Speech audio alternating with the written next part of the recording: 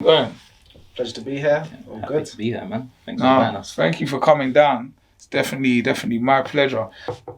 So, in terms of my journey, I started off in engineering and property investing, and I've had like a 10-year career doing that. And Wakuda was actually conceptualized by Albert. So last year, so August 2020. Do you want to go from there, Chris? Yeah. So basically, my background's in digital marketing, and I've been doing that for just over 10 years now. And specifically, I've been working in affiliate marketing. So I've been doing partnerships with different brands and helping them to get different customers and drive sales basically to their stores. So I just wanted to incorporate that everything that I've learned through my 10 years into Wakuda, but basically focusing on the black community. How can I empower my community with something that I've learned? Instead of helping the big corporate companies in that, how can I do that and help the smaller business in my community? So that was the main idea. Yeah. Perfect. Community empowerment is definitely important, and it's good to see the younger generation that so many people just on stuff and on working on uplifting others. And yeah, so if you could share like how you actually started. So, you might as well start because you're the actual conception. Yeah. I was going to tell So you basically, it was just a map time, obviously COVID, where I was working, I was on furlough, and literally I was just trying to upskill myself. Basically, I was attending like different events, but all online based. And then there was a specific woman that created a really successful marketplace, basically, and then the idea just hit like, why not I come up with a marketplace where it's just full of small black-owned businesses, and she was specifically talking within a certain industry that obviously in the affiliate marketing and digital marketing that I come from, and she had used those tactics and techniques to actually blow the company. Yeah. So I was like, why can't I do that with black-owned businesses? So then I just hollered at Nathaniel and discussed that with him, and then we literally took it from there. But that was all around the time where obviously George Floyd incident, so everything was quite rife and quite hyped, and we were just going back and forth with conversations about the experiences we've had with like just systematic racism and how things can be changed and like how can they be changed? You know what I mean? So yeah, with us coming up with this initiative, we're trying to solve a problem here. You know what I mean? So yeah. So And I think an important point as well is, so I've been in the property industry, investing and running my own property management company for roughly 5 years, but I've been investing for 10. Albert's been in the digital marketing industry for 10 years or so? 10 years, yeah. So we've both had our individual experiences where we've been networking and being in certain environments and stuff, and we've spoken for years about the lack of representation and support for black businesses in the UK. And we discussed about how we can create meaningful impact. So when the George Floyd incident happened, when he died last year, did we notice that there was a shift, like a worldwide shift in awareness of the black community and the disparity that they face. And we thought, how can we create meaningful impact from that? So not just the kind of tokenism where people are saying that they stand with us and stuff like that, but how can we create impact for our community? And that's what led to Wakuda. Oh, wicked. So yeah, that's a great journey so far. A very short journey. You've done a lot in a short period of time. Before we dive into the business side of things, what I want to ask you is, how did you why did you choose this path? So you're two young guys from South London. I think you know how it gets down there. Things could have went any way. So why were you so successful in with your careers firstly, and staying on that path, and also how did you navigate all of the challenges that come with trying to take this road instead of a left road? Go on, example. Yeah, alright, cool. Basically, from young I've always wanted to be different. Although I've had the same aspirations that many young, probably black people want to become, or want to be a footballer, all of that typical stuff. But when you're around a certain crowd or whatever, it's very easy to be drawn into doing the wrong stuff in it. But I always wanted to be different. I always wanted to stand out and do something completely different. I always kind of knew that I will be successful doing something, or on a path to be successful doing something. You know what I mean? So I just didn't know what it was. So obviously, I made sure I was about learning. Always like trying to teach myself certain things. You know what I mean? So ended up going to college after school, then university, complete university, and then where I was so persistent, I managed to get a job pretty quickly. And that was in marketing. I love marketing from like when I was about 16. When I first started doing business studies in college, I wasn't allowed to do it in secondary school. Yeah. And from there, I was able to pick up certain skills like quick. Literally getting thrown in the deep end with like old school like sales guys and stuff like that.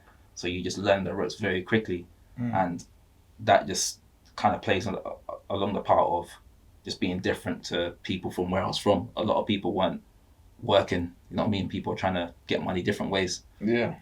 And from there, I was literally just navigating the industry, man, using like tools like LinkedIn and connecting with people and seeing how like certain CEOs have done their things. And one thing what happened was I saw someone that I've been working with basically go on Dragon's Den and everything like that, and then I wanted to work there. Yeah. And they were looking for someone that specifically does what I do. Applied for the job, managed to get a job there, and I kind of just studied him. As I was working there, he didn't know, but I was studying what he was doing. So I was seeing how a CEO works. And I think the good thing was about him that he was Asian. He didn't have to be black, he was Asian. So someone that's underrepresented as well, and I was studying him. So I was seeing how he does it, how he navigates. We go to events together. This was a small company, so we go to events together, see how he moves, see how he talks with certain like other CEOs. And then he would have like a lot of bookings to speak at events as well. Yeah. So I'll be at those events. I'll be studying him, see how he's doing it. You know what I mean? So realistically, he was like a mentor for me, but he didn't know that. So I was just studying. So the main thing is that I was learning constantly and learning from people who I was around as well. So I was always looking forward. You know what I mean? So yeah, that's my thing. Yeah. Yeah. No, I think that's great advice, and it's weird to hear like a lot of people say the same thing, because for me, I did the exact same thing in terms of I was always on learning no matter what I was on. I would just like read books and stuff. And when I did get into the working world, there's a couple guys I met that were finesses. One French guy, I remember. And when I say finesses, I mean in a different way. Not like trying to finesse somebody. I mean just people that are just so smooth, so good at what they do. They know how to interact with people. And I'm seeing like a whole different lane to what I've seen before. But I just end up like you say, I'm not even watching them to learn something, but I'm watching them in action, learning. And that's something you don't get from outside, really. When you're in certain environments, you get to see people that are actually, they got skills like on a different league that you might not be exposed to unless you're in certain rooms in the first place. So yeah, that's definitely great advice. So bringing it to the making an impact side of things, so far, what challenges have you faced, would you say, that as a black male, like what challenges have you faced in business or in the working world?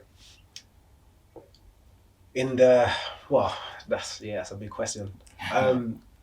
In business, I suppose not being in certain environments where you don't see anyone that looks like you. Yeah.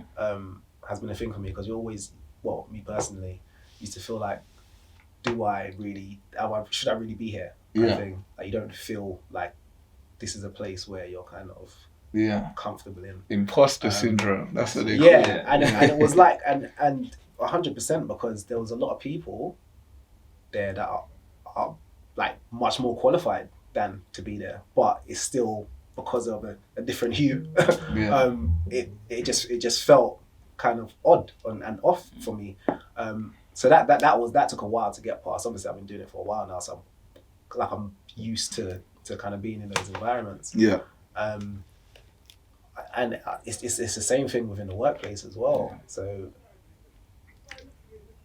I think probably more so not seeing representation at like more senior levels in the businesses that I've worked in. Was a thing for me, because then it's like how I couldn't then see myself in certain positions. I couldn't aspire to be there because I didn't see it. Yeah, I'm with you. And like it takes a lot of like mental fortitude to kind of see yourself there, even though you haven't seen anyone that has kind of been where you've been or looks like you there. Yeah. So I think those are the main things for me personally. Yeah, no, that's the, like, again, it's a lot of, there's like similar trends across the board, because that imposter syndrome, it's been spoken about by some of our other guests, and I think we definitely know that's a feeling. I remember when I started in a trading company and I did feel like that kind of, but it was due to being in an environment where I was learning so many new things so quickly. So there were so many things in that environment that I never seen before. Mm-hmm. You know what I mean? There's guys, like I say, they were doing jobs that I never knew existed. Yeah. They were literally kids coming out of Oxford and Cambridge, and they're working alongside me now. So they're like, say I'm the school year above them. They've come straight out of Oxford and Cambridge, already done internships at Merrill Lynch. And I'm like, bro, how did you do all this stuff already? You know what I'm saying?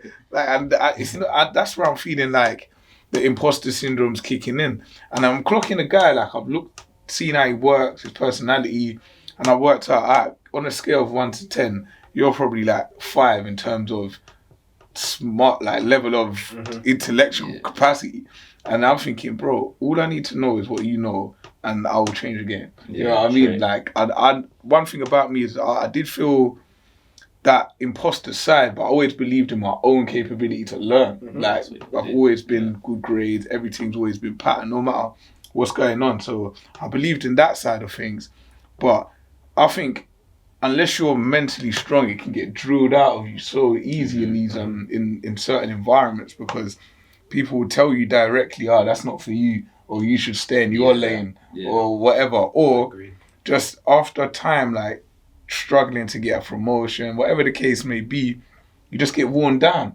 But for me, I never cared about promotions. I just more cared about skills. Like, what am I going to learn today? Every day I come here, am I learning something new? Am I learning something that can make me dough in the future? That's all I cared about, because, like, as you said, I never really visualized myself to be like CEO of a company that's already well known, and I never really cared, because not because it wouldn't be a good opportunity, but it's more because I don't see it. So I thought I'll do my own thing then. I have to be that guy to go and build that, because I can't just, it's not there already. It don't look like them man are gonna let me pull up like that. So I gotta build that. The only way to do it is to build that. And I think like that's why I even started Knowledge Finder. It was one of the early kind of reasons why I thought Knowledge Finder would be a good idea, because it is the foundations for firstly showing guys like yourself, like showing other people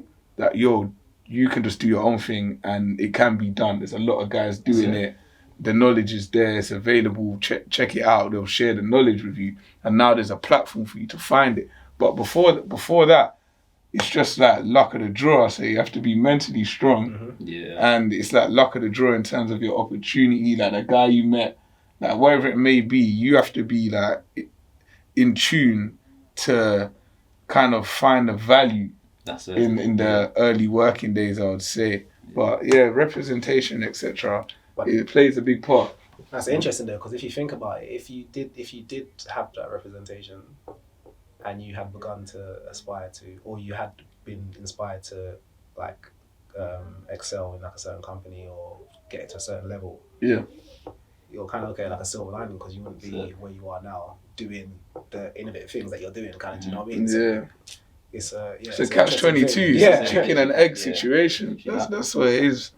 But I always say that there still should be more representation, basically, because not everybody's built to handle all of the nonsense that comes with like trying to get to this stage, if you know what I mean. Not even like I'm at some crazy stage. I feel like I'm on the beginning of the journey, but like to get to this point, like in your mind knowing, okay, I don't really care about this job for the money.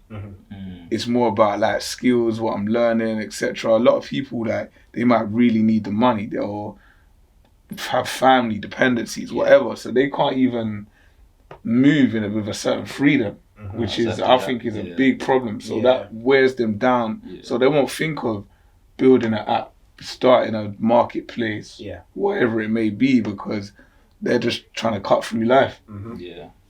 And definitely you got that fear factor there where it's like, what if it goes wrong kind of thing. That's literally it. What ifs, isn't it? Yeah, and for me, my thing with like business ventures or whatever, I know I can always generate money with my skill sets, investments, etc. So if I want to make a move or I got an idea, I want to pop it off, it might be expensive to do, but I don't care about money because it always comes and it goes, you know what I mean? So I could go broke to try to build my idea. I wouldn't care at all, because I would care more about not trying the idea out. You know what I mean? 100%. Literally. So anyways, this brings me on to my next kind of topic of the black CEO. So we've spoken about the lack of representation. How have you guys found getting funding as a black business? Have you looked into getting funding? Have you found it a challenge, or is it readily available? So we haven't looked into getting funding. Well, we have looked into getting funding. We're not actually doing any funding round or trying to raise investment at the moment. There are massive disparities for black and underrepresented founders. Like, in terms of black people, less than 0.25% got venture capital funding between 2009 and 2019, which is crazy, like considering how much of the population we make up. There's for us, we'll look for funding in the future, but we're not necessarily tied down to what type of funding we're gonna look into. I'm with you. So, what advice do you have for like a young guy that wants to build an app or a platform, but he's not a tech guy? I'll say one thing is, like, if you're not a tech guy or you're trying to do something, network, innit? Like, try and network. Like, social media's out there. You know what I mean? There's LinkedIn, there's Instagram, whatever you feel comfortable using. Try and network. Try and network with certain people that are doing it higher up. Like, they wouldn't mind spending a bit of time with you, trying to be like to mentor you or anything like that. So try and network and try and get that foot in the door. Maybe it could be a little bit of volunteer work, so you're in the space or whatever it is now. You know what I mean? So there's different ways to learn. So, like I say, my way of learning and studying as CEO, now you can do it virtually. You can do, you know what I mean? You can do it virtually. You haven't got to go there and work. You can do it virtually and have little sessions with them. So try and network as much as possible, man. Like, don't be shy. Get out there. Drop someone a message. If they don't reply to you, so what? Drop a next person a message. You know what I mean? Someone will get back to you, and just try and work it that way. It's not all about trying to get the job, like to get your foot in. There's just different ways. You know what I mean? So try and network. I think another thing. There's a lot of resources. So there's a lot of resources to learn, but there's a lot of ways as well to outsource work. Learning about the whole vetting procedure, kind of, when you're outsourcing to people, is a key part. Which we didn't get right straight away. So in with a developer who couldn't really fulfill our requirements. But it was a learning journey, and we kind of learned as we went along. So how do you go about vetting third parties, or if you're outsourcing work, how do you go about vetting them and making sure they're verified? But did you want to go with that? Yeah, that's cool. Well, you learn from mistakes, innit? And so we've made a couple mistakes, but now we're very much like interviewing them now. You know what I mean? Like, trying to get pieces of their work that they've done, like show us case studies, all that stuff. So, and just having phone conversations now with them as well. You know what I mean? So that's probably something we probably didn't do too well to start off with. But now we're doing it quite often to make sure we get the right people that can fulfill the right job that we're looking to do. So I think another thing as well is to give them like a smaller task or part of the task, like a milestone of the task that you want to achieve. See how they work with that. Give them obviously a clear understanding of what you want, a time scale. how they deal with that should determine whether you're actually going to work with them in the future. I'm with you. Okay, so what's next for Wakuda then? What's the next move?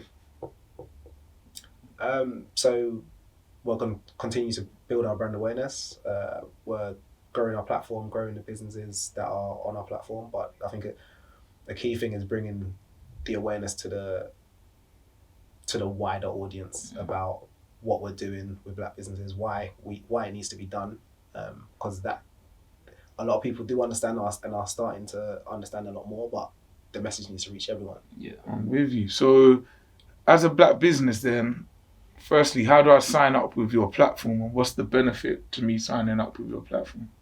so you can easily sign up. You can literally get started and set up and go in today. You can literally have your store go in today. Yeah. So it's very easy. You sign up and literally just register.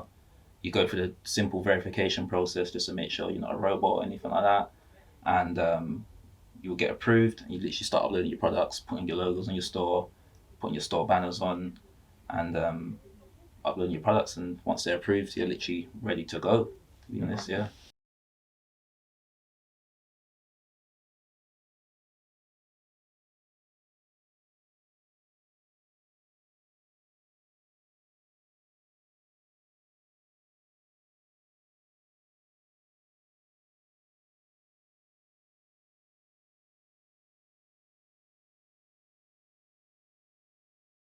If you was just starting out, what advice would you give to a young entrepreneur that's just coming up and has got an idea?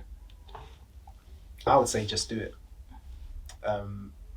Not to take that from anyone else. A lot of the time, people end up. It's worse to live with the regret and not knowing how something would have turned out, rather than knowing, okay, I did this. It didn't work out for whatever reason, but I've learned from it. Like, it's a far better feeling to have than to not know. So that would be my advice. Or when your idea is brought to life by someone else, and you thought, I could have done that. And that's just that would definitely hurt in it. So like he said, just do it, man. Yeah, definitely just go for it. I think that's great advice as well. Because that actually happened to me before. I remember when I was really young, I swear, I've always been that, had this geeky streak to me. I was young, and I said, it would be mad if you could have glasses where you can like watch TV, just put glasses on like, and you can like do everything. And now Google's got them glasses as a thing. You know? I swear I had that idea, bro, when I was like a kid. I'm not even joking. But one other thing that I would say to entrepreneurs is to reach out to people for support. Reach out to people that have either done things already or have done like are in similar industries to what you're doing. Just for that support. Entrepreneurs and founders are very supportive people generally, from what I've come across. I'm sure you'd agree. So reach out for the help. Like, don't struggle with it by yourself. 100%.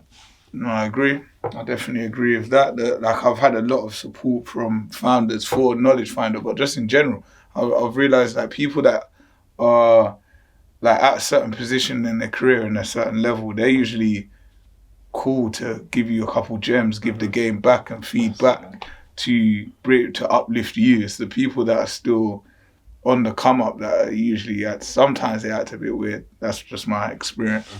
When they think you're a competitor or something like that, or they think you're going to advance like way further than them, seems to be a bit weird. But when somebody's solid and established, they usually give away all the game for free.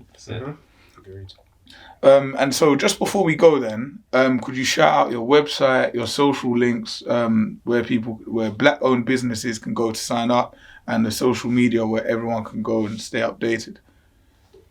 So you can find us at www.wakuda.co.uk, and Wakuda is spelled Wakuda.